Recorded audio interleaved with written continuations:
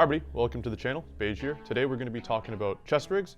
This is going to be part one of a multi-part gear series we're probably going to be releasing down the line.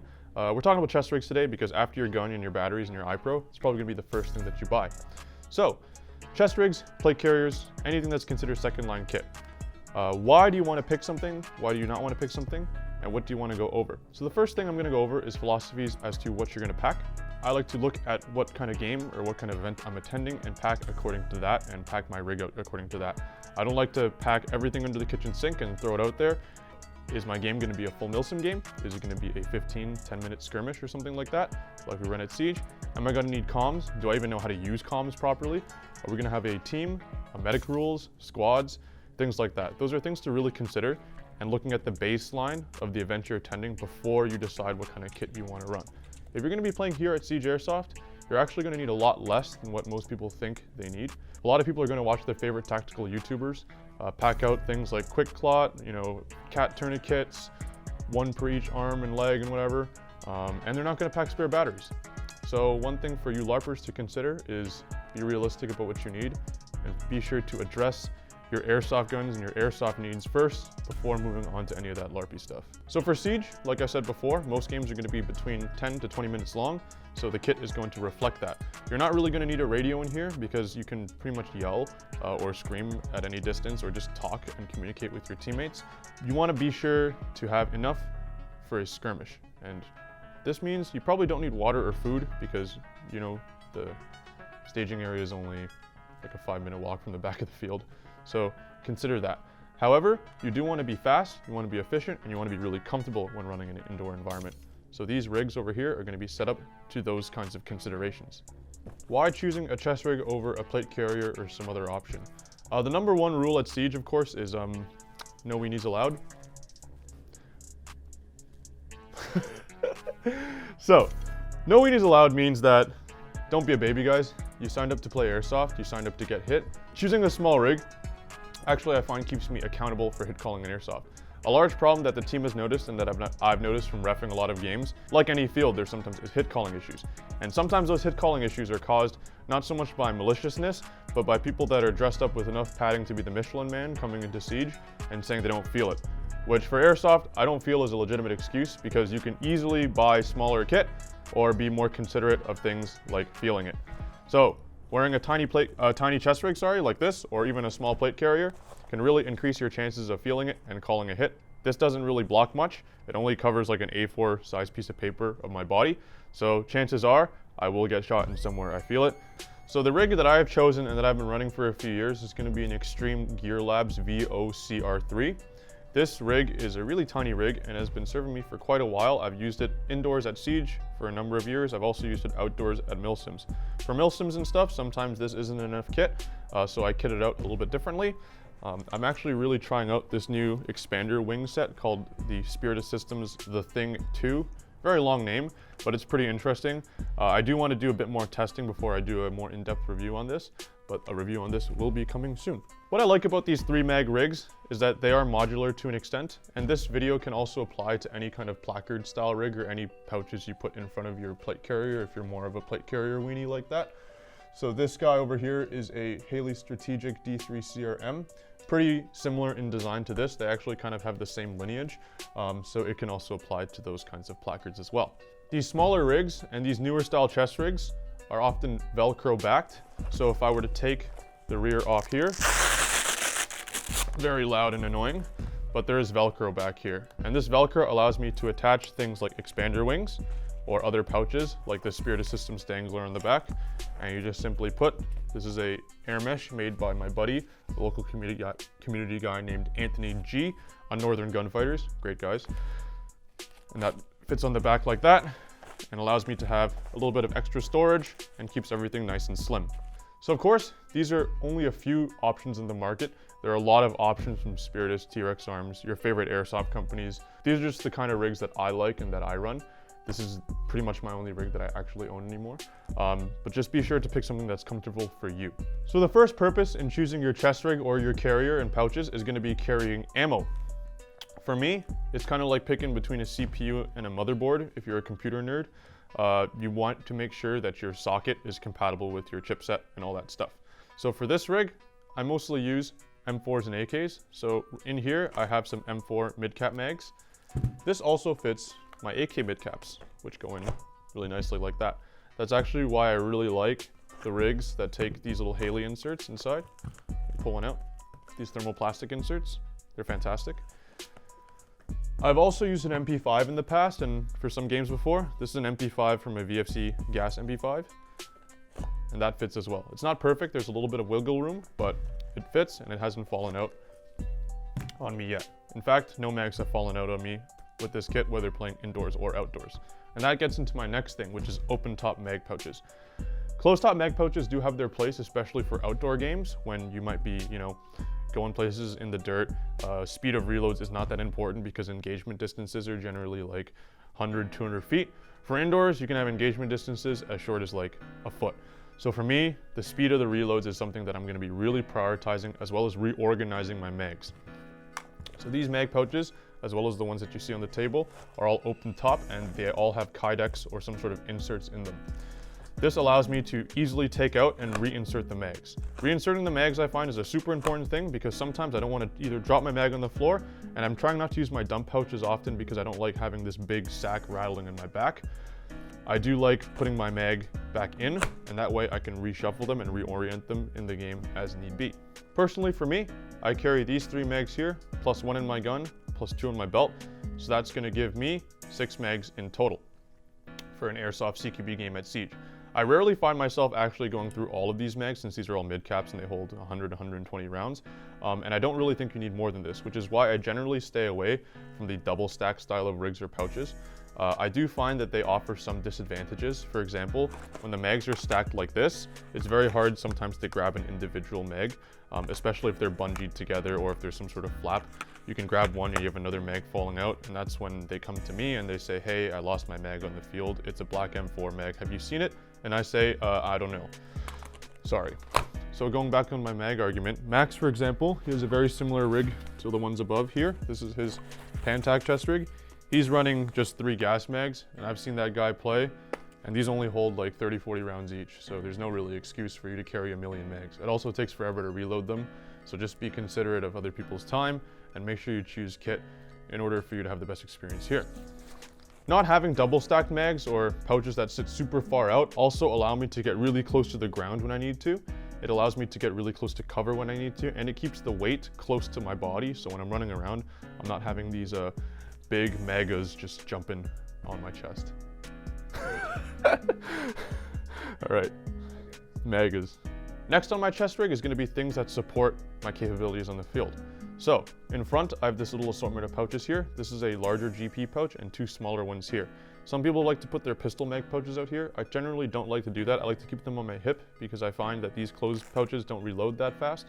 And on the hip, they actually tend to balance better because pistol mags for airsoft are gas, and gas mags are heavy, and things in the front when they're heavy tend to make them sag out a bit. It's not too big of a deal, but something to consider. So these 2 smaller GP pouches here, I put a variety of stuff in there depending on what I need in the game. So for example, and this is just an example kit, so inside these contents might change depending on the game. I have a training Shadow Strategic tourniquet in here.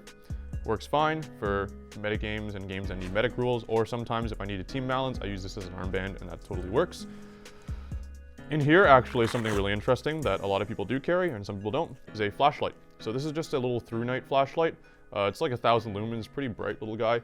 And I use this for when I'm using my handgun because I don't have a light on my handgun to shoot. Also, I use this in defensive roles for creating photonic barriers in alleyways and things like that. More on that in a light video later, but it's really cool when you can just put this on the ground and shine a light somewhere, and you can hide behind a wall or use this to distract people. Really good option, and just having a light is good, especially when you need to find and look for stuff. In my front pouch here, I'm gonna open this up. There's a few organizers in here. I keep these little glow sticks on me just in case I need to put them at a door at a low light game to see things. Usually I don't. Or if somebody needs a kill light, they're red, so you can use that just to give to someone or myself if I lose mine. And super important things is not just to gas up your gun with BBs, but to gas them up with batteries. This is something that a lot of people do not carry on the field, and I just totally think they should, is spare batteries for their AEGs. I actually keep 2 or 3 on me so I can lend one to a buddy. I also make sure that these are labeled so that way I get them back to me. Also in here, I will carry a Sharpie. This Sharpie is really useful for labeling things, writing down notes, marking targets when we're doing training, and also marking your hop-up. Please check out our hop-up zeroing video for that. And last and certainly not least, probably my most used piece of kit in here is gonna be this little Tenergy LiPo checker. This plugs into the batteries, charging port and balancing port like this, and then you can see the levels of voltages per cell, and you can see approximately what percentage your batteries are at. Super, super useful.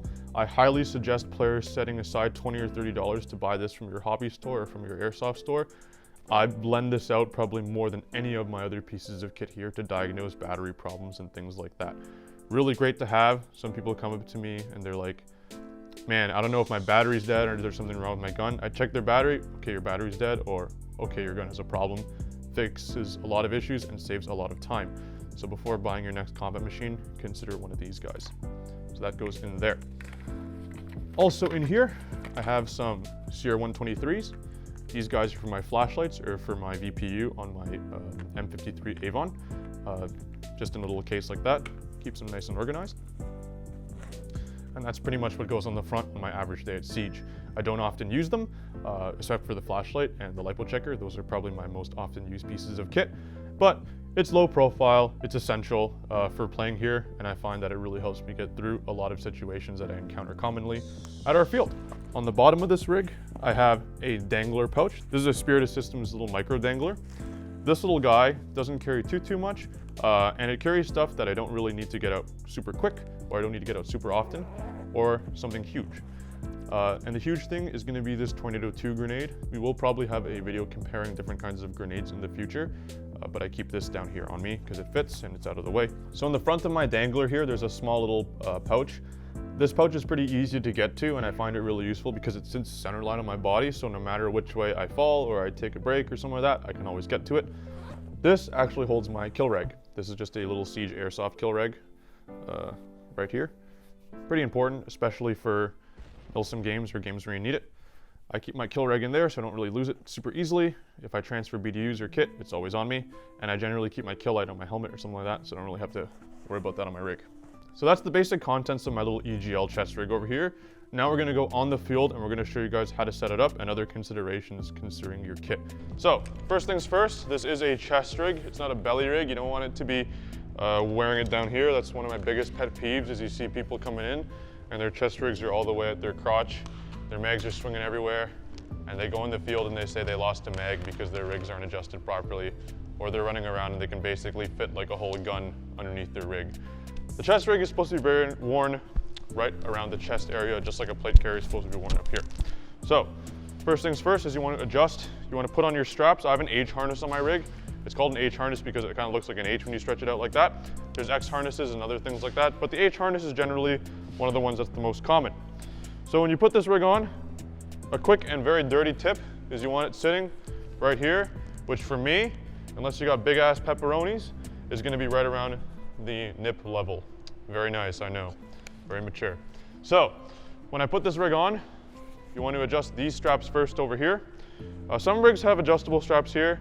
This one only has them in the back. And you want to adjust them so your rig sits in that position. When you adjust your straps, make sure they're sitting evenly, and the way I do that is to take it off like this, hold it up, see that they're sitting level, and that's pretty good. A quick little tip that I learned from an Army pal of mine is once you're done doing that, you can use a Sharpie and write off where your straps are adjusted to. Another thing is, guys, something to invest in, or you can use electrical tape, is some elastic or a strap keeper to keep any loose straps from hanging around, because those are not good. They can get caught on stuff, or they can get pulled and adjust the tension of your rig. So I'm gonna put this guy on first. Might be a little loud here.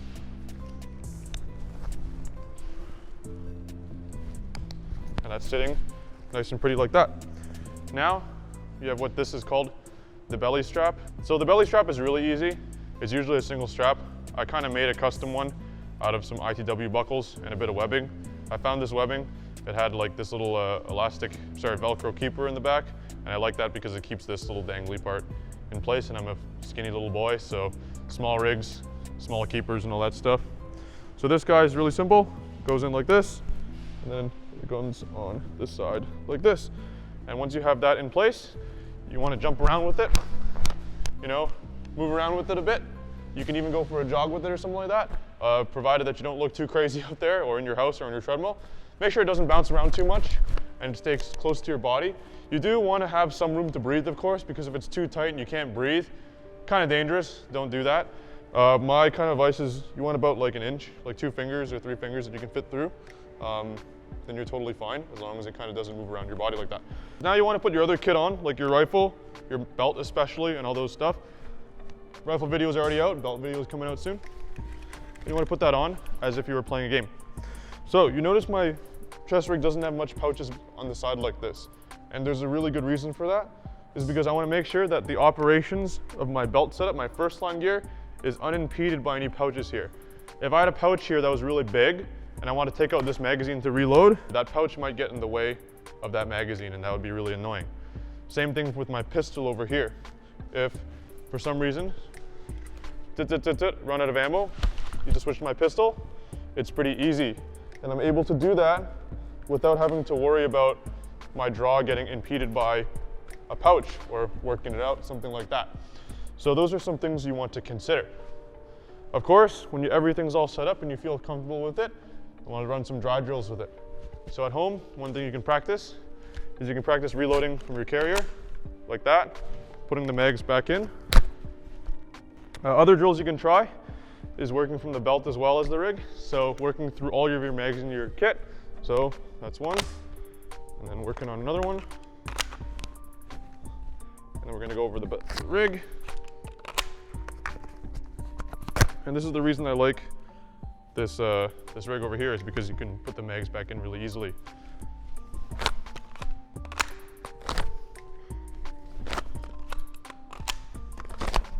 That. You can also practice compressing your weapon, like in our high, low ready and all that ready videos. Like that. Something else that you want to consider when having a nice rig with open top pouches like that is reorganizing or rebombing your mags. Travis Haley has a really good video out on this. But basically, these are the mags I'm usually going to go to first, and these are the mags I'm going to go to after. When I'm coming back to spawn, or if I'm defending and I have downtime, it's good to reorient these mags in a way so your fastest mags are always going to be here, and they're going to be the fullest, and your empty mags are going to be where they're typically the slowest. So if I'm walking back to spawn, actually, let's walk to spawn right now. So I'm hit. So I'm back at spawn. Maybe there's a buffer, maybe there's a spawn time, maybe I got a bit of time to organize my stuff. This mag is empty, these mags are full. I'm just gonna grab this, grab my full mags, move them over, and grab my empty mag and put it there. And of course this mag probably should reload it. And now I can go back in game.